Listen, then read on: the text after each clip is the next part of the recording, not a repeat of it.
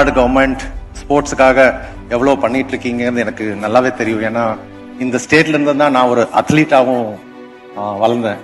கோயம்புத்தூர் என்னோட சொந்த ஊர். டிஜி ஸ்போர்ட்ஸ் அத்தாரிட்டி ஆஃப் பீகார் என்னைய போஸ்ட் பண்ண உடனே முதல்ல வந்து என்ன பண்ணணும்னு ஸ்டடி பண்ணதே வந்து தமிழ்நாட்டுக்கு தான் வந்து ஸ்டடி பண்ணேன் sir. Sports development authority of தமிழ்நாடுக்கு வந்து தான் நான் கத்துக்கிட்டேன் என்னெல்லாம் பண்ணாங்க, என்னெல்லாம் பாலிசிஸ் இருக்கு, எல்லாமே பீகார்ல போய் நாங்க எல்லாமே இன்ட்ரடியூஸ் பண்ணோம்.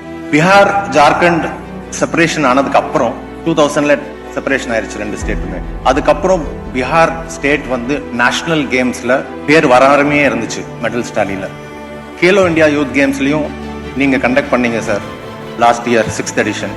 அதுலயும் பாத்தீங்கன்னா நாங்க 29வது பொசிஷன்ல தான் இருந்தோம். ஆனா இன்னைக்கு இந்த 3 வருஷத்துல எங்களால முடிஞ்ச அளவுக்கு நாங்க நிறைய பாலிசிஸ் இன்ட்ரடியூஸ் பண்ணி இன்னைக்கு நேஷனல் கேம்ஸ்ல உத்தராகண்ட்ல பீகார் 12 மெடல் நாங்க அடிச்சிட்டோம் சார். 20 வருஷம் ஒண்ணுமே இல்லாம இருந்துச்சு, 25 வருஷம் 0. ஆனா இப்போ நாங்க 12 மெடல் 22வது பொசிஷன்ல இருக்கோம். அதே மாதிரி இப்போ நீங்க பண்ணதுக்கு அப்புறம் 7th கேலோ இந்தியா எடிஷன் நாங்க தான் பண்ணோம்.